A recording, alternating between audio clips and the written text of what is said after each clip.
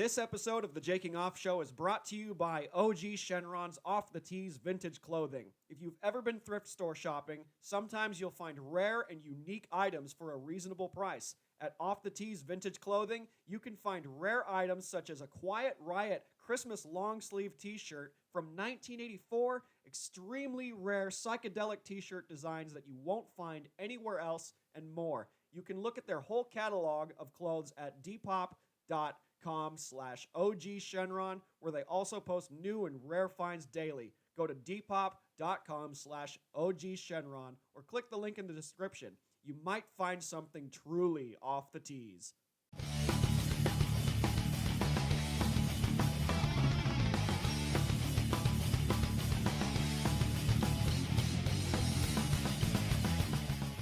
Now it's a double podcast. It's a double podcast now. So this is a double feature podcast of the Jaking Off Show and Firewolf, or is this the new holy fucking shit? The Sharding podcast. The Sharding podcast.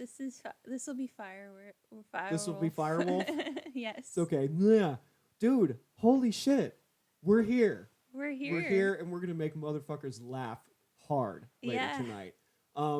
The last time I saw you was at the Sycamore Tavern in February. The dojo. And that was, I dedicated that set to Brody Stevens. And I remember you walked up to me and said, I saw your video about Brody Stevens. And I'm like, oh my God, somebody noticed. Yeah, you have great videos. I really love your stuff. Thank you. That gives me strength. Your rants are my favorite ever. Oh my God. Thank you. And you got a sneak preview of the new one that's going to come out soonish. It's going to be funny. Oh yeah. But the thing is, like, you heard me edit it like 500 times. So like, is it going to hit as hard because like now like you kind of know what's coming? I'll feel like I was part of the production, and that makes me feel cool inside. It makes me feel like I knew something before everybody else did. Oh yeah, you know? Yeah. That's always fun. I like I like being part of a production. Like I did theater and all that stuff in high school and in college, and like the whole process and like that whole like creative torture it's fun. You know, it's really fun, and I really like doing it. And I have no future. So I might as well do whatever I want. You have a future. You were just in a Bible series. You're Yeah. biblical, dude. Yeah, well, I mean, when's that going to come out? I don't know. I don't even know if I'm going to get the footage for that. But that's not really important. Like, I'll take the money. Like, it's mine. Whatever. That's so interesting to me, though. Mm-hmm. So the people that don't know who you are. Oh yeah. My handful of fans, I suppose, back home in LA, my mother included. Hi, Jake's mom. What's up? Shout out Jake's mom. Shout out to my mom. I don't know if she's going to listen to this. Hey, Mom, we're going to talk about not knowing my father. Hey, listen up. And leaky gut syndrome. Don't cancel me. Oh, man. So you've been doing comedy for 7 years? Well, 6.5. 6.5? Yeah. Minus, like, the COVID break? No, minus having to take a year off. Oh, yeah. When I lived in New York City. Mm-hmm. For depression. That's a motherfucker, isn't it? Depression is terrible. It's awful. Yeah. You know, the war is... We talked about it off mic, about our demons and stuff. The war is eternal, and you don't always have to win every battle, you know? Sometimes, you know, being sad and, like, upset with yourself is... You know, it's kind of necessary, because then you'll come out the other side better for it, because there's like life is ups and downs and all that, and like sometimes you just got to take the L, you know. Is that from like you lose confidence in yourself? Because that's a huge issue for me, is confidence. It's a big issue. I guess it's confidence. I just feel like I'm a failure all the time. Like on my way here, I had I get panic attacks. Yeah. And it's tough when I work in I like it now. I actually like that people in office life have to experience COVID life now, because office life or working retail or anything like that, or working as a waitress. Yeah. was always hard because I'd have to like go to the bathroom and have a panic attack. Um, and that's just really the reality of it. It's like when when we were talking about like IBS or colitis issues. Mm-hmm. That's how I am with panic attacks. I know that one will happen at some point, but like Mm-hmm. it's the when, you It's know? on its way. It's Yeah. coming. You Yeah. feel it, Yeah. and it's sort of like a guessing game. Like, oh, do I have to leave right now? Can Mhm. I like suppress this enough to like hide it enough? Like, because I've told you that I nearly avoided a panic attack before going on stage at Sycamore Tavern, and Yeah. some of my friends that were like, "Oh, you're a really good set," and I'm like, "What?" Like, I'm just like kind of tunnel vision, like I'm just fighting it, and they're like, "You seemed really calm up there," and I'm like, "I'm not calm right now. I have to go sit down, like, and figure out like, oh, was that even good?"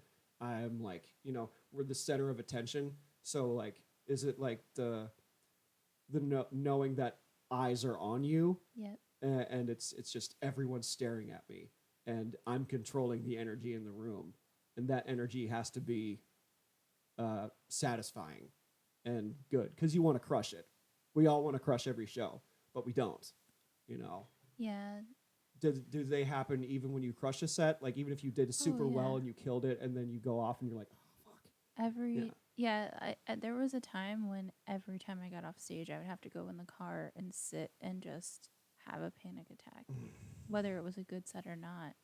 Oh man. So, like, if you see me at comedy shows sitting in the back of the room, it's just so that I can keep myself like controlled enough not to have a panic attack. Yeah. And I get jealous of like people that hang out after the yeah, show me and they're too. social and all that. I'm like, I want to do that too, but I'm just like, no, I can't. Like, I don't want to hang out. It's not that I hate people. I'm not a misanthrope. I like people, but like, I can't talk to anyone really before a show. And I can maybe warm up to people afterwards, but like, I have to get the negativity out. Like, the negativity, the sheer like what's next now. Are you? 'Cause I find myself short of breath, and I find myself having difficulty controlling my heart rate, Yes. and And that's what it's then like for you. the repeating thoughts. Mm, Like I get the OCD thing where it's like the same thought on repeat. Like yeah. I'm a failure. I'm a failure. La da da. So like I try. You were talking about mantras earlier. I have to Mm-hmm. like. I have been doing mantras, but like music helps me. I think Mm-hmm. music helps me the most Mm-hmm. through it. I had ambiance, like just kind of Yeah. like Tibetan music loop with healing energy. That's my version of healthcare. Is like dealing with the internal dialogue is frustrating, and so something has to be playing in the background to like cancel that out. Like do you have trouble sleeping at night sometimes? Yeah, Yeah. for sure. I forget about the colitis. Forget that I have to get up every 3 hours to go take a shit. Like I will wake up like, oh no, here we go. My dream has been interrupted. I will have the onset of that in my dreams, and my dreams tell me, "Hey, you have to get up and take a shit." I have Yeah, questions for you then. go ahead. How old were you when like stomach stuff started happening? Well, it was on and off throughout life. My mother told me that I had digestive problems when I was a baby, and that went away somehow. And I had no problems into my teenage years, and it started up again when I started drinking heavily in college, and I was really like damaging myself. I didn't like who I was. I didn't want to be I hated myself. I always liked to pretend to be something I'm not. Like acting was like that sort of thing, and I would just coat all of that negativity with alcohol. And I think the years and years of alcohol abuse, like throughout my 20s, kind of like made these digestive problems resurface because alcohol it's poison, basically. And I quit drinking 3 years ago to try and like fight this problem. Oh, like, oh, maybe I had bad food. Maybe it's a lactose intolerance thing that I may have developed. I don't know. It was kind of like, oh, is this second puberty? Like your body's changing again, and now it's just something that I'm just dealing with. I have to watch what I eat. I can't drink anymore. I mean, I want to, but I'm choosing not to because the alternative is death. It's an extreme, but it's a necessary extreme to like keep me in line. Do you think you have one of those gluten things? I think so. I think it's possible that, but I mean, the doctor didn't say anything about a gluten sensitivity. He was kind of vague, just kind of like watch what you eat and watch your stress levels, and he said avoid things that are citrusy, but I don't listen. And you have like orange juice I have everywhere. orange juice everywhere. I have oranges. I have pineapple juice. I have just all the bad things, breads and all that, and that's not. It's not the best choice, but the thing is, I like to eat, and the gut problem has made me lose a lot of weight too, and I want to gain weight. I fucking can't. Like I want to gain like 10 pounds, because I'm skinny. I'm like 145 pounds, and I've been skinny for like most of my life. When I was drinking heavy, I was like 170, 180, a little puffy in the face, and like cutting the alcohol made me lose weight, but I lost like 30 pounds within like a month. And I was like, uh-oh, we're dying. We have to fix this. Your body wants nutrients. Yeah, and Do you it's take not, vitamins? yeah, it's unfortunately not absorbing all the nutrients. Vegetables come out the same. Yeah. Spinach doesn't get digested. The leafy greens and all that, and like those are high in nutrients, but my body's just not taking it in. Do you Yeah. like have those supplement smoothie packet things? I did those for a while, and that's good, but they also go through me a lot quicker. Oh yeah. So that requires more trips to the bathroom. I would have like blueberry smoothie. I would cut up a banana, blend it, and I'm taking in all of that. Like the nutrients are getting to where it needs to go faster, but it's also exiting faster. So it's really like a touch and go. Wow, kind of the thing. smoothies are getting you. Yeah. Damn. That comes out the same too sometimes. I had a That blueberry sucks. smoothie. I shot a blueberry smoothie. Damn it. Yeah, like soft serve. You know. Well, I would think the bananas would be something that helps, you know?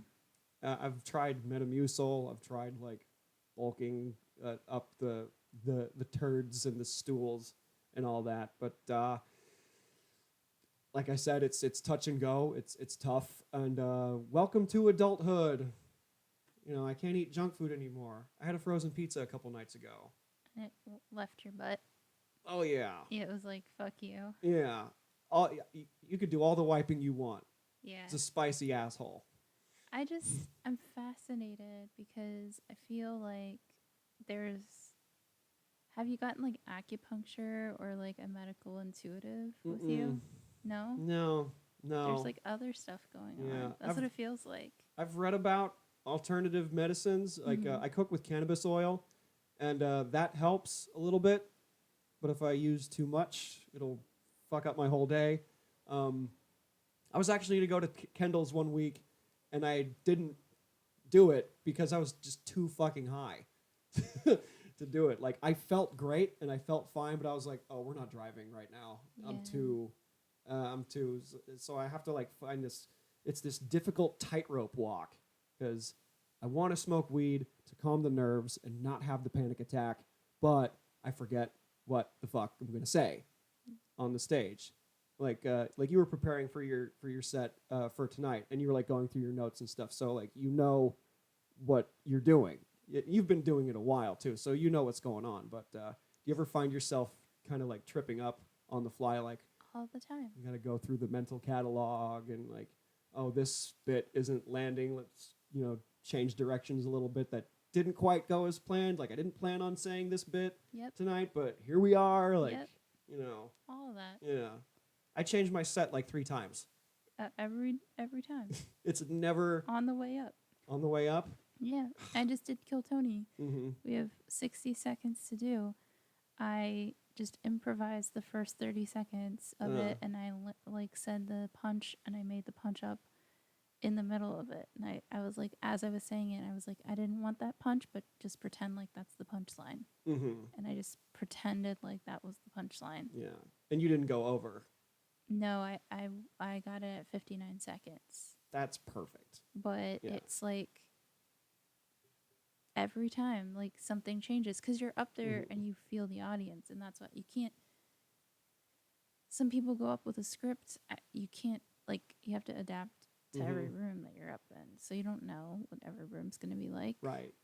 What if like someone like a couple of comics before you go up and they talk about a similar subject, like for example, one comic would talk about online dating. I've got 5 minutes on online dating, and like they already covered it, so I've like scrapped that. 0 minutes on online dating. 0 minutes on online. Zero. You don't got anything on that? Maybe like a throwaway, like if I needed to, but no. But like, the question is, if someone's got a subject that is similar to what you are ready to talk about, do you then change it like the second it happens? I will either scrap it and go bitch, go. Something happened. There's a joke that I do that I really like about those sex magazines that you see at the grocery store, but I haven't really used it because I heard somebody else talking about those magazines, and I was like, well, if they have it, I don't ever want to be considered like somebody who lifts anything, because that's like a huge thing for me. Like, I want to have all original like thoughts and stuff like that. So do you avoid? I've been trying to avoid the memes on the internet, because sometimes I will see something on the internet and I'll go like, oh my God, that's so funny. But then that thought will sit in there. Yeah. And you'll think of it later as if it was yours. And then you're like, I'm sponge braining now? Like, do you know who Dan Ninen is? No. Oh man, if you did, I'd show you this meme. Do you know who Kurt Ryan is? Nope. Oh my God. Okay. Well, if you're educate me. Memes, so Kurt Ryan he's a comic out of Gaithersburg, Maryland, but a lot of people know him just as like this meme comic. But he's like a fucking amazing comic, and he posted this meme today, but I'll explain the situation later. Okay. But it's just like a picture of Dan Ninen going to a private jet. Dan Ninen he's a comedian that's like a corporate comic. Okay.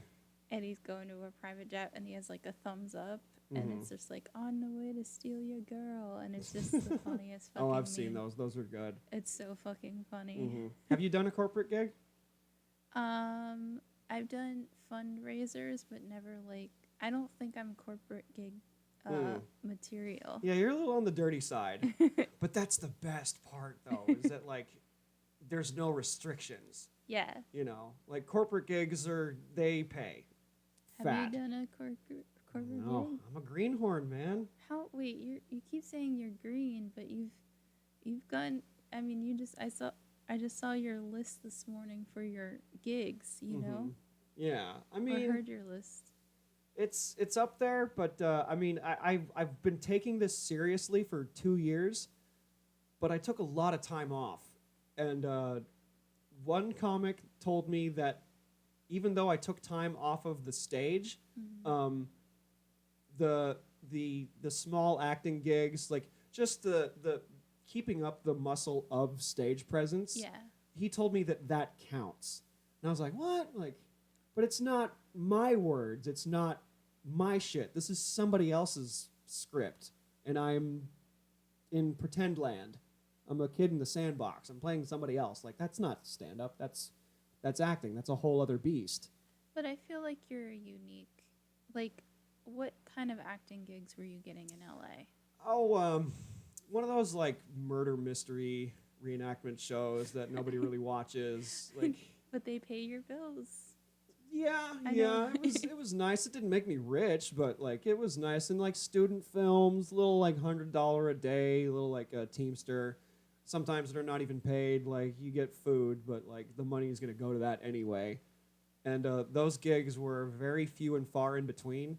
from when I graduated college till about nowish, because I worked at a day job and I was stuck in that fuck shit life of consistent income, serving other people, kind of like being the monkey, kind of like, what can I get for you, sir? May I take your coat, ma'am? And, you know, customer service and all that sort of thing. And I was afraid that if I did book something that I would have to call off and that no one would cover me, because nobody covered me. With stand-up, all of those gigs are at night. And I would tell my boss, I'm like, hey, look, I'm taking comedy seriously again. Get me on all the day shifts. I'll do a couple nights a week. And so I can still do my thing and still like be a good employee and all that. It's a really hard nut to crack, because then that means if I get off at 5 o'clock, then that means there's an open mic at the Laugh Factory or like the Comedy Store. Like I stood in line for Kill Tony once, but the line was just too fucking long, and I was like, oh god, I didn't get there early enough, and I was like, ugh. Kill Tony's lottery though. It's lottery. Yeah. What the fuck was I standing in line for? Probably the open one. There's like there's Kill Tony and there's some other mic, yeah, right? There's the open mic, the potluck open mic, It must have been that. and then the same day there's the Kill Tony, and you just put your name on it. Mm-hmm. But to sign up for that, yeah, the line. I mean, we were there, I think, one day, and there was like 100 something we counted in line, and it wrapped around. But you just, I mean, that's when you just develop a plan and ask yourself, like, is this what? Because maybe you, I don't know. I feel like in those moments, that's when you get those panic attacks, right? That's when I got it. Yeah, when there's like a lot of people, and then you start reviewing your life in your head, like, they're here, why am I here? You know? Yeah, they judge you based on one fucking minute. Oh, yeah. 1 minute, and that's an elevator pitch. Basically, you're pitching yourself and your ideas to these people who are probably going to roast you. Oh, you mean with Kill Tony? Yeah, with Kill Tony. Yeah, like you're gonna, like you got to roll with the punches, and you hit back. You know, you shot back, which like takes balls. So, your first time on Kill Tony, was that like really nerve-wracking? Because like these people have been in the business, like this could be life-changing. Like, do you think about like the possibility that this could be the moment where things change? No. I think about the appreciation for being at the Comedy Store. And it was a little different. The first time I was there, I was on the main stage, and that was 2 years ago. And that was magical. And then this whole experience being on Kill Tony during the pandemic has been amazing, because it was me and my friends going every week, every Monday, and we supported each other. And so it became like, even though anything that was thrown on, any rocks that were thrown our way were just to make us stronger, it was like, oh yeah, well, this is just part of the learning experience. Yeah. It was so worth it. And when you talk about failure, some of our heroes, Joey Diaz, shout out to Joey Diaz. Oh, shout out Joey. Yeah, love him. him. But he's a guy that talks about failure often, and failure is the best teacher. So like this mantra of like, I'm a failure, like it sounds bad on paper, but I try to view it as a humbling experience. Like, yes, I failed. Okay, let's admit that. I fucking failed. And it sucks. Let's not do that again, or try not to do that again. Like, I'm lucky enough to say that I've never bombed twice in a row. You know, because I bomb, and it's like, oh, God damn it. Give up. Stop what you're doing. It's over. Those eating bombs that sit in your chest for a while. Yeah. You're like, man, someone got offended, or I read the room wrong. I told the Red Wings story in a crowd of a bunch of like old white ladies, and I just didn't read the room. And I was like, oh, why is this like this worked at a bar the other night? And I'm like, wait, this isn't a bar show. This is at Flappers. and it's an 8:30 show. There's like people that Oh, in that side or in the the Yoo-Hoo Yoo-Hoo room, yeah, I that love room. that So it room. was like that room, and there's younger comics that like brought their mom with them, and I'm telling this dirty fucking story, and it's just not working, and I'm like, why isn't this working? I'm like, oh, not their flavor. Yeah, and you're getting people at the Yoo-Hoo room or who are just at the shopping mall. You know, they're Yeah. coming from like Pinkberry and Mm-hmm. they're like, "Oh, let's do stand up or watch some stand up now," you know. Yeah. I love that room because it's such a good working room. Mm-hmm. Like and I miss it and I really was looking forward to being in LA and being able to do that more consistently this year. Mm-hmm. And it makes me so sad because I that room know. like rocked. It can be done. Like, well, Flappers 2 has a patio thing. Like, Oh, they do have a patio. they have a on the patio. side. They're a restaurant now. Yeah. They're doing curbside, and that's great. They're still around, and they have like virtual shows and that thing. Great, cool. But They like, fucking rocked this shit, dude. yeah, they handled it. They handled it, and Mhm. also they have those Q&As that they were doing. Yeah, those are really good. I've never been because I feel like what I'm going after, I don't think I need another professional to tell me that like, oh, this is how to do this, that, and the other thing. Like, I'm not gonna take a Q&A for a podcast or a class on stand up. I'm like, it's like an instinctual like trial by fire. Can I tell you the one that I did? Mm-hmm. I did one with Christina Pajitsky. You did. I love her. mean, I just participate. I just was Uh-huh. a person on the Zoom. Oh. But I got to ask her a question. Oh. I And like her. She's seriously the coolest ever. Mm-hmm. I asked her if it during the pandemic, if she was the age of like our group of comics, Mm-hmm. if she would have gone on the road. And you know what she said? Mm. She goes, "Is this you asking me permission to say you can go on the road?" And I said, "Yeah, it is." And she said, "Go on the road." Do it. And I did Yeah, I mean, because she said to. do it anywhere where people will take you. Yeah. You know. And she's a Valley girl. I learned that recently. And I knew she like her parents are like from Hungary or something. Mhm. And like I listened to her podcast with her husband, and she was like talking about like growing up in the Valley, and I'm like, that's me too. And I'm like, I'm like you, and I'm just so like excited and lucky to be born there, and like to really like start in LA. Like a lot of people move to LA to like start there and like be a star and all that. And I had this illusion in my head for such a long time that like this is the spot, or like New York City, like this is where dreams happen. But like now it's kind of dead, and it's sad. I don't mean to get down, but like it'll come back. It'll just like be a while, you know. The road will manage. But but you're here now though. Mm-hmm. So how, like, is that? You seem very happy here in Oklahoma. I am. Well, just because like I'm able to do what I like doing, and it doesn't mean you have to be in LA to do it. I can be.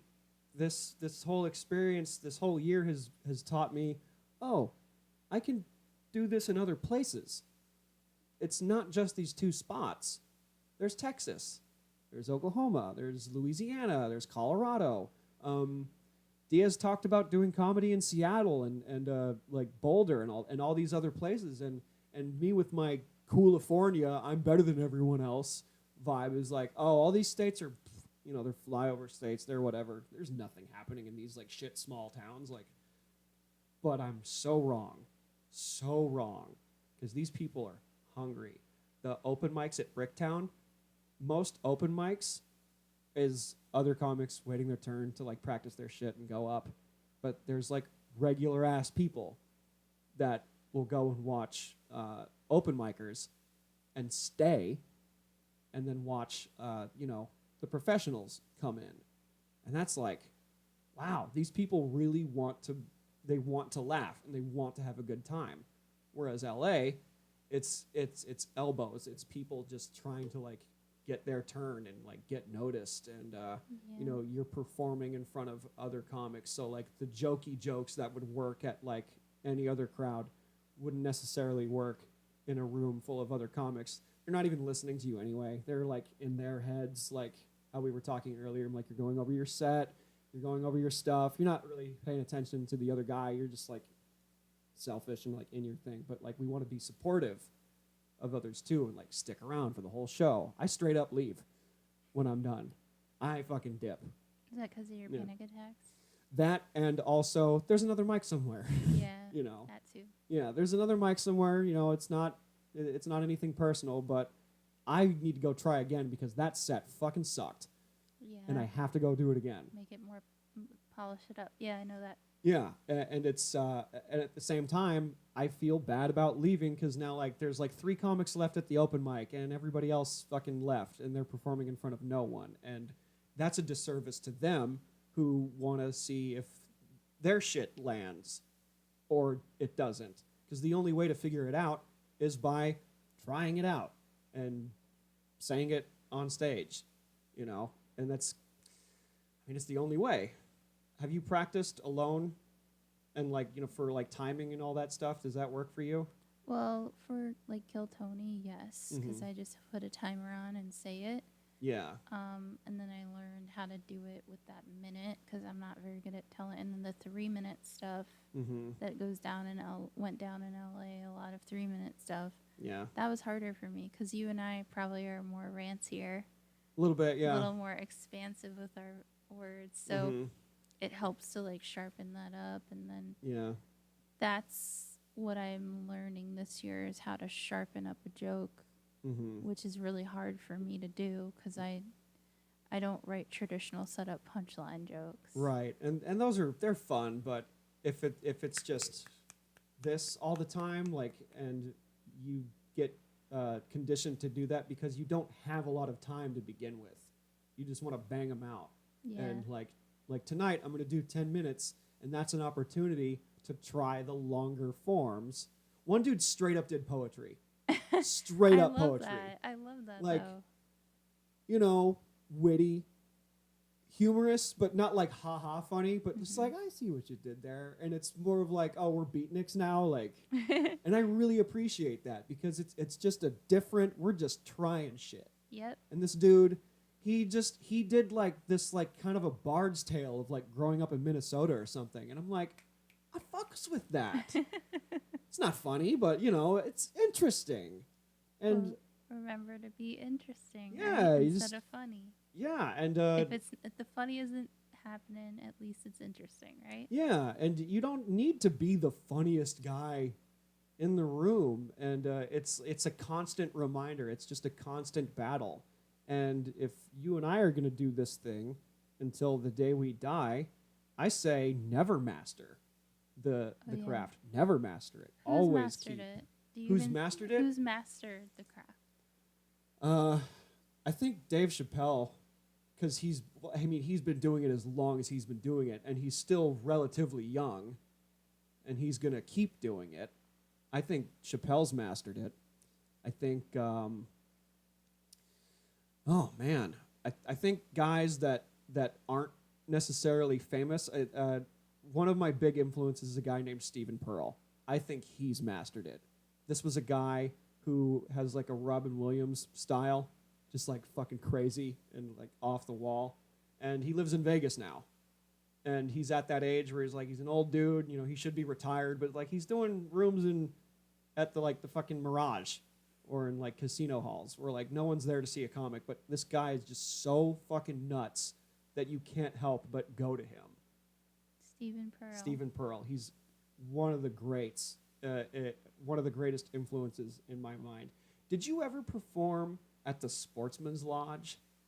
Was that in LA? Yeah, that was in LA. This was like on Ventura and Coldwater. There was like an open mic patio there for a little while. Ventura, no, I don't think so. The thing that's popping in my head is Robin Hood, but that's not. Robin Hood? Yeah. No, that's not it. But I saw him there, and this was how I learned comedy when I was a kid, is that I would watch guys like him. I watched Whitney Cummings before she blew up. What's funny is that she disappeared, and everybody thought like, oh no, where'd she go? Did she die? Did she OD on drugs or something? And then like a year later, we saw her on like billboards and shit. I'm like, oh fuck, she made it. Oh my God. she made it. I'm like, it's possible. We can do this. And like, I would see Dante Pasta Sauce and like all these guys that have been in the game a long time. And when I started when I was a teenager, I'm like, these were the people that I looked up to. Stephen Pearl was one of those guys, and he was just amazing. And I think he really like mastered it. Another guy that told me to always keep aiming higher and higher is my mentor Lisa, who I told you about, and I think she's right, because the chase is better than the catch. You know what I mean? Like, it's the constant going, because if you reach the top, then you're gonna bomb like real hard, and that's gonna suck. It depends on what your chase is for, though. Yeah. What's your chase for? My chase. I mean, I don't know yet, but that's what makes it fun. I don't really know. And we don't know what next year's gonna look like for us at all. No. Like it's very up in the air. Mm-hmm. I don't know. Like I do miss LA though. Mm-hmm. I miss it a lot. It's home. It's home, but I did want to leave before the pandemic, because I wanted to make it a mission of mine to try the road. But I want to get a better car first, honestly. Like, and like, thank you for like, any possible referrals in the future. You mentioned Utah, and I'm like, I want to trust my car to like get there first. Yeah. I could fly, but there's other risks involved, more money to be spent rather than just driving. I'm not ready to jump on that just yet, but I don't want to live in the same place twice. Yeah. I like the nomadic lifestyle somewhat. My mom did that when she was a young woman. My mom was in a band. Yeah, she was in a bluegrass hippie Shout out band. your mom. Yeah. She's cool. Shout out to my mom again. I love She's my mom. really cool. I do. No, she's super cool. She didn't really support comedy at first, and she doesn't agree with it still, but she knows that it makes me happy, and that's what matters. But she did the road as a musician for like 15 years, and that was the best years of her life. And then she had me. It was all over. No, but like, I want to live that. I want to experience that. I want to go to Billings. I want to go to Boise. I want to go to Omaha. I just want to do rooms in these places. And if money was no object, I don't even think I would live in this apartment. I think I would just live out of a suitcase. Well, and sleep in hotels. You've got Texas right next door that still has rooms running. I would say start there. Yeah.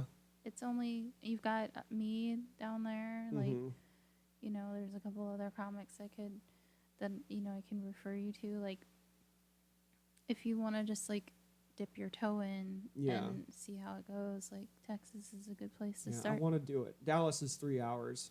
Yeah, and they've got rooms, too. I hopped over in Dallas. I'm going to go over again because I bombed so fucking hard in Dallas, and that I want to go back and, like, I got to try again. Yeah. Well, the bomb makes you hungry too, right? Like, you're just like, oh, I fucked up. I gotta fix it. This is wrong. Like, I can't. I gotta get this stink off me. Yeah. There might as well have been crickets playing in the room. It was just like so bad. What happened? Like, was it just? It was a music mic. Oh, right, and a poetry. Oh yeah, you told me earlier offset. It was a music mic. And I just needed to get new stuff out, and then just people stared at me like. And then I realized, I'm not in a comedy room. Yeah. I'm in a Texas poetry / acoustic guitar room, and I'm like, sorry guys, I just need to get this motherfucking shit out, and and I was sharing a story about how my mom is a nurse, and I was trying to punch this joke up because I want it to be a joke, but I don't think it will ever be, about how like the dog ate a whole roll of paper towels, and then she was just like in its rectum like a magician taking out like claws, and I looked over and this woman had her eyes just wide open and other people were staring at the ground, and I realized this is the wrong. I read this way wrong. Like, is that in the shit joke area? Because it's involving a rectum. Yeah, I guess so. it's low hanging fruit, and I love shit jokes. I do, but I don't tell them because people are eating. Oh, I do all the time. I don't care if people are eating. You don't care if people are eating? No, Oh because man, it's funny. And yeah. like when you were with your like, didn't you ever have like mass dinner conversations about shit?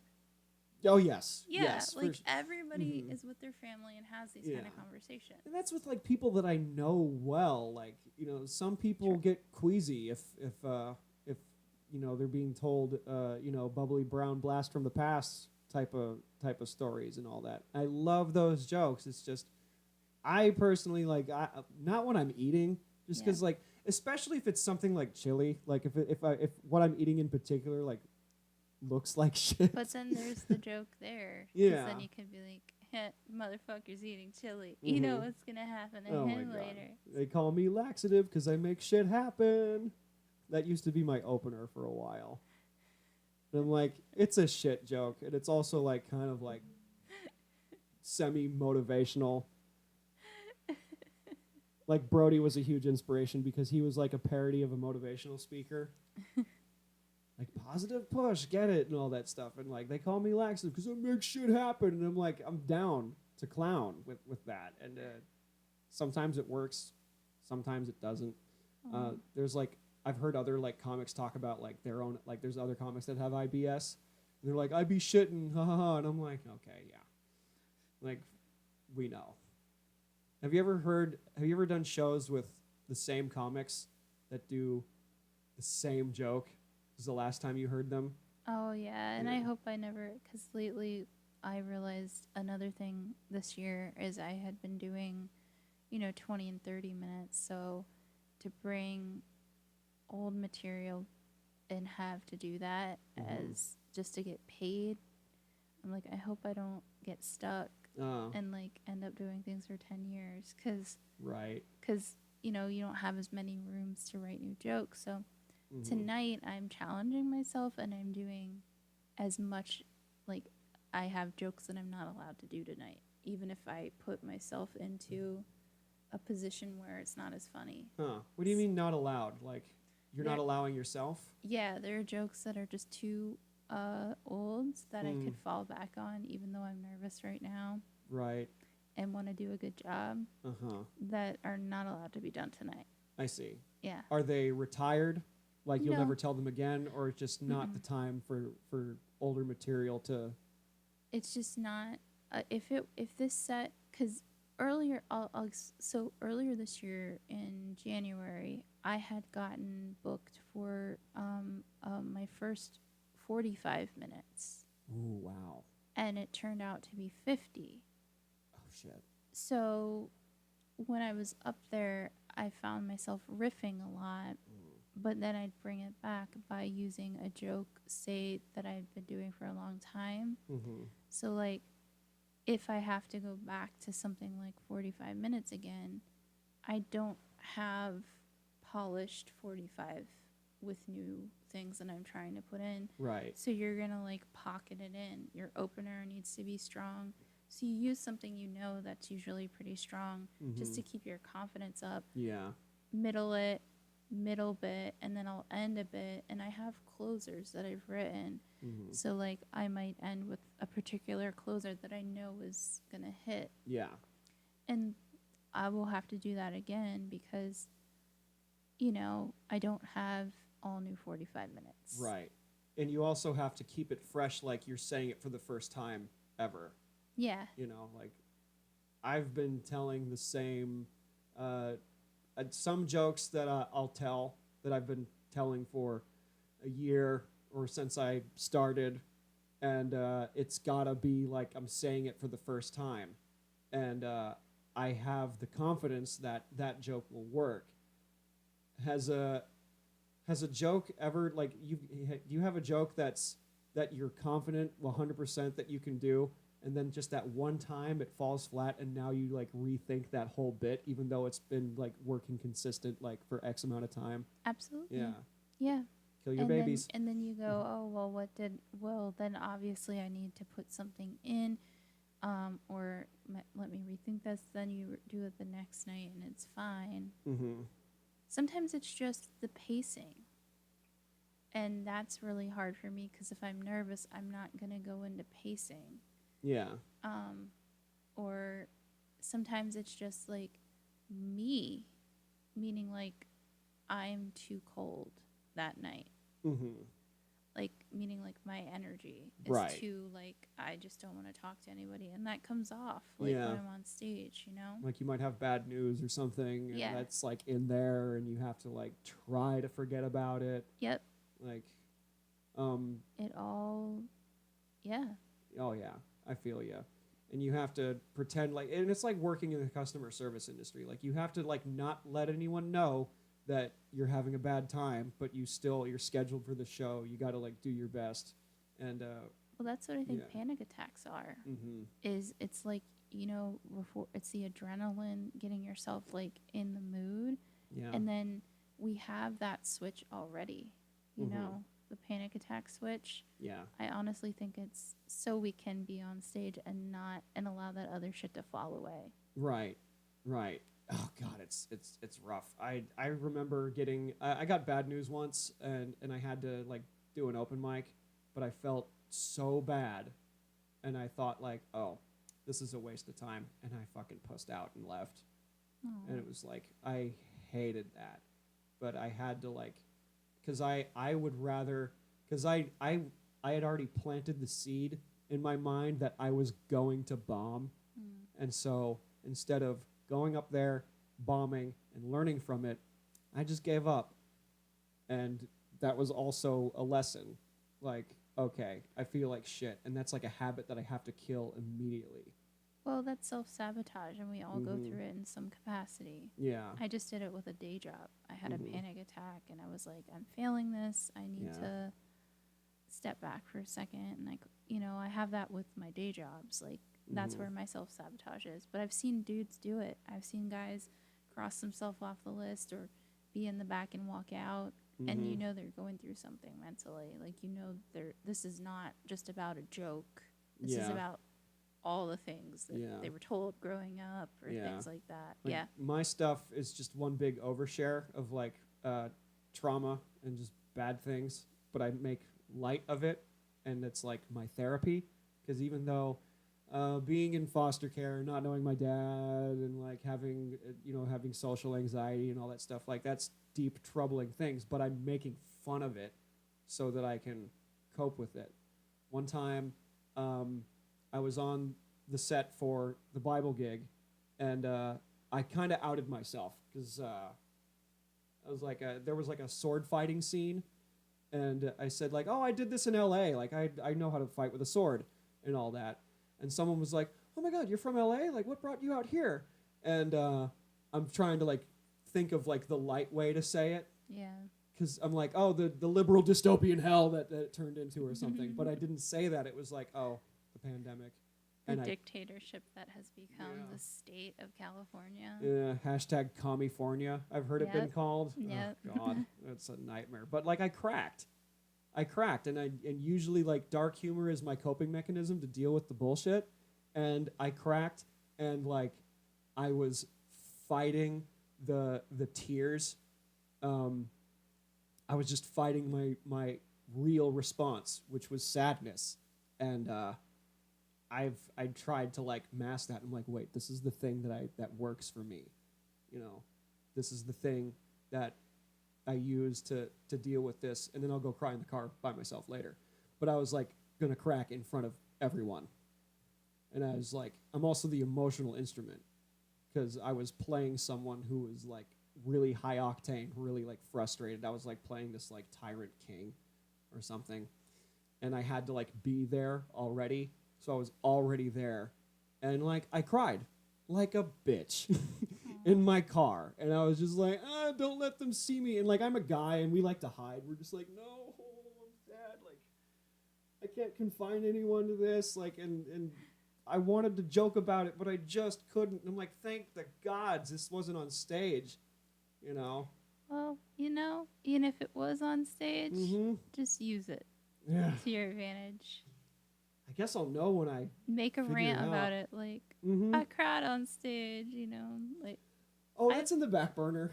I've screamed at rooms of people. Like, why aren't you laughing? like I have done a bunch of things like that I really look back on and I'm like, damn, fuck.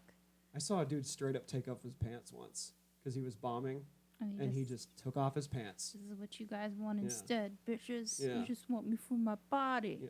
Tidy whities. Yeah, he was saying just that. I'm like, oh, is this how it is? I'm just a piece of ass. Well, look at me now. And the guy that booked the show was like giving him the light early, like, oh my god, dude, no, get out of here. You're fucking this up. Get off the stage. And like he knew, and he like kind of like pulled but his I pants understand back the up. frustration. Yeah. I understand that moment when he you're was like bombing real hard. Yeah. It was not working for him. Yeah, I've thought about taking off my shirt on stage and just throwing my bra at somebody looking down and being like, clearly you're only here. Yeah. You should be in a different club than a comedy club. Shock value. Yeah. Yeah. Because I get angry. Yeah. Oh, it sucks. I did. Have you ever done flashback comedy, Mike? That little small room behind the shoe store in Hollywood. Was it like in somebody's garage on a Saturday night in Koreatown? Is that flashback? Flashback comedy, Mike, is near where the Improv is at, near Sal's. No, I don't think I did. Small closet space, kind of like fourth wall. But I did like the smallest room there, and I was bombing, and like I paid $5 for 5 minutes. I used 2 of those minutes and just fucking gave up. I'm like, you know what, guys? I'm fucking dying up here. Thanks for your time. And I was just like hating myself. Like, Aw. yeah, these are the lessons.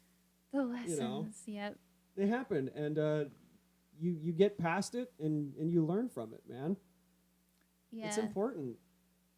Yeah, I usually just go to beating myself up and just having an internal dialogue out externally. Yeah. But you know what? I fucking love this shit, dude. Like at the end of the day, that's all that matters, right? Yeah. I love it more than I fear it as well. I beat myself up all the time. Anybody that knows me well knows that I overanalyze, I'm hypercritical, and I just beat myself up also because no one else is going to tell me the truth. People will say, "Oh, good set." Fuck you, you fucking liar. That wasn't a good set. What the fuck are you talking about? I totally flubbed that one punchline. Or I just misspoke or whatever. Like have you ever done like an old joke that like, and you know how it goes and you know how to say it, but just you flub it. All the time. Yeah. And I'm like, what the fuck? I've I'll done say this a joke word all day. wrong. Yeah. Like I say things backwards. Like, yeah. That's why I look at the game tape. My bit about the incest, I said, my cousin and my half sister. Fucked. And I'm like, wait, that's not how that's. Like, they still got the joke, but I missed it by one word. And that's what pisses me off, is that I didn't say it dead letter perfect. You don't have to, though. That's what makes it funny. That's why I like your rants. Your rants are you. Like, they're uniquely you. That's what makes me laugh, is like the little things. Like, people, like, when you're doing your rants and then, like, people walk behind your car. Or, like, somebody... I honestly don't see that. Exactly. Like, that's what makes it funny. Because you're just like... And seeing you do that in the car... outside, just getting out of the car and seeing you just talking, like I'm just like, either A, people think he's schizophrenic neighbor that just goes to yell in the car, or B, I should do it just outside. I should have one of those selfie sticks and just Yes. walk around like, these motherfucking people don't know. Like, you know what would be funny is because you have a pond here, and there's like geese. It's just to rant to the geese. That would be hilarious. You just gave me a really good idea. I should yell at the geese to the point where, like, I get the geese to, like, attack me. Jump cut to me running away from the geese. Oh my god. They're aggro, dude. Like, if you don't fuck with them, like, they won't fuck with you. But if you, like, pick at them, like, they'll come after you. The geese will hiss at you. They bite. Yeah, the geese don't mess around. They don't fuck around, man. And they're and everywhere. They have huge poop. I Oh almost yeah. said dicks. I don't know what their dicks look like. I think it's similar to the duck dicks, Oh. where they're like it's there's multiple helmets on the one sprout. I don't know how to describe a duck dick, but it's not pleasing. Well, shout out geese What up, geese? for I don't think I've seen a pond or geese in forever, so it's a very nice aesthetic. Mm-hmm. It's very calm. I actually want to take a short little walk and like decompress, so I don't have a panic attack while going over my set.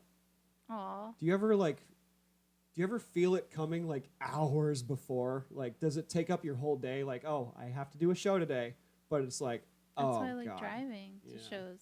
That's why probably I prefer being on the road Mm-hmm. because you have like music on and you're just focused on the distance to Yeah. drive, and that's it. That's what I like about it. I'm late to the party. I got my driver's license recently. Super late to the party. I didn't get a car until I moved here. Whoa, I didn't know that. I didn't have a car when I lived in LA. Because, like, I could get a car, but then I'd have to live in it. Like, Yeah, I that could was afford it. Well, no, that was my dilemma because you Mhm. are like rent or car, but Yeah. not both. Yep. You could do both with a car. I have a bit that's retired now because I legit can't use it anymore. I'm like, oh, you pick up a girl for a date. And he's like, oh, we're going to go to your place. I'm like, you're already here. Yay! The pantry's in the glove box. I've got snacks. Rent was so much in LA though. Yeah, it was a lot.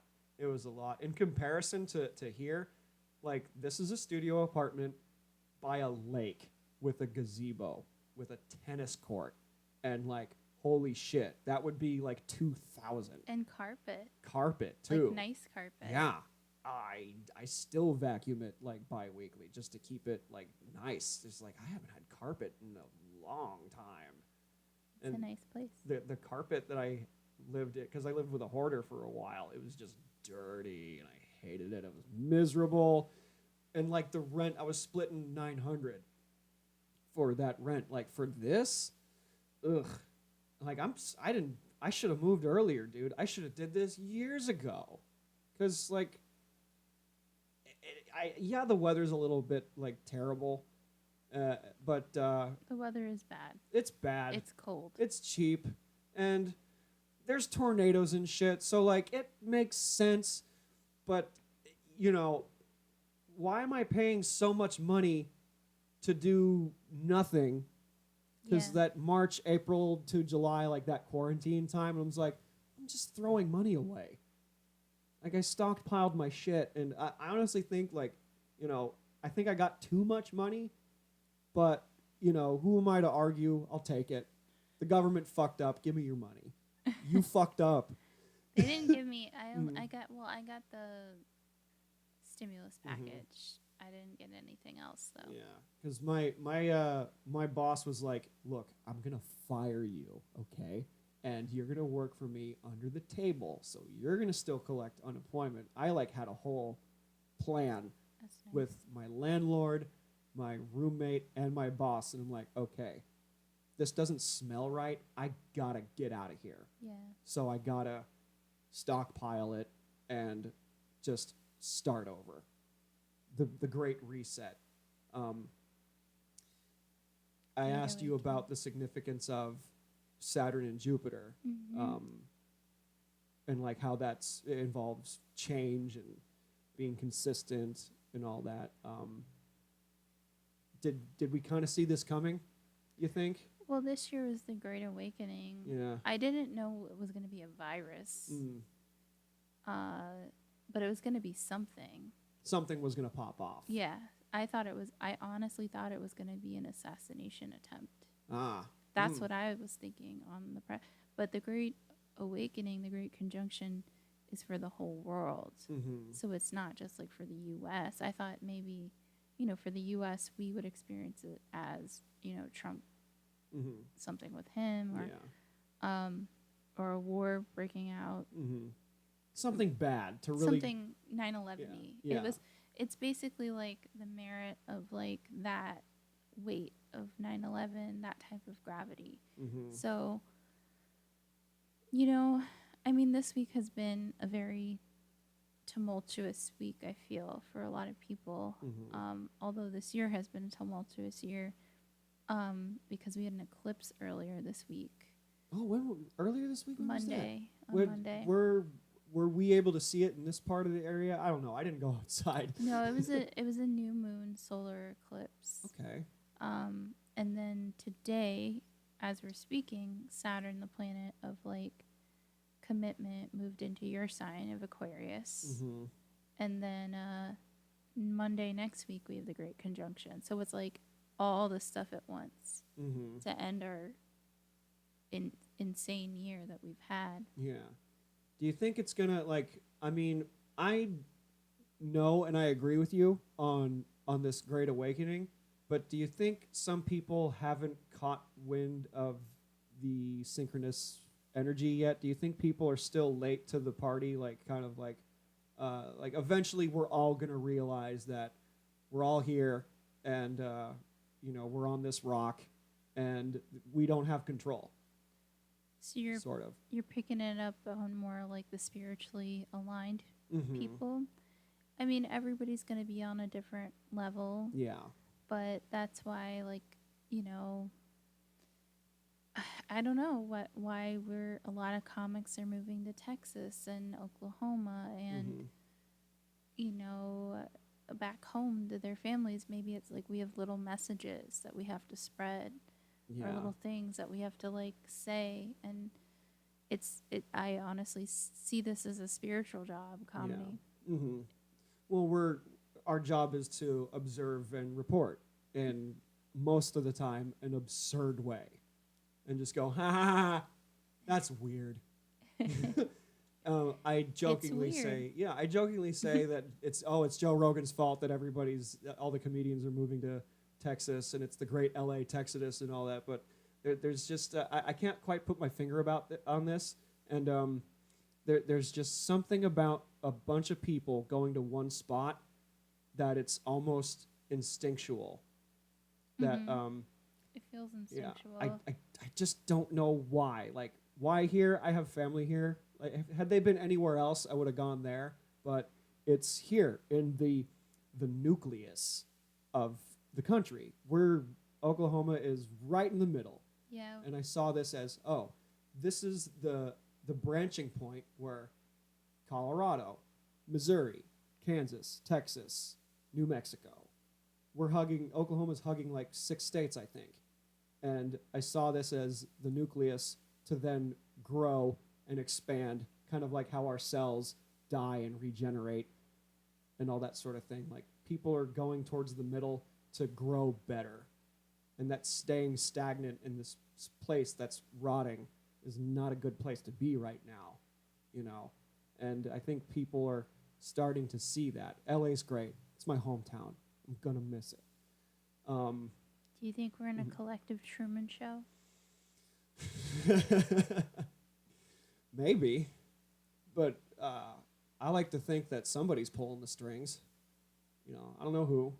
Maybe it's a giant spaghetti monster in space, or God, or the devil, or whatever you believe in, or like space rocks or whatever. But something's going on, and I think it might have a loose tie-in with like the aliens, and like no one cares because it's the COVID and all that. Aliens were declassified this year, and Yeah. nobody gave 10 Nobody fucks. gives a fuck. And I'm like, this is really big news that Yeah. we're not alone. Yep.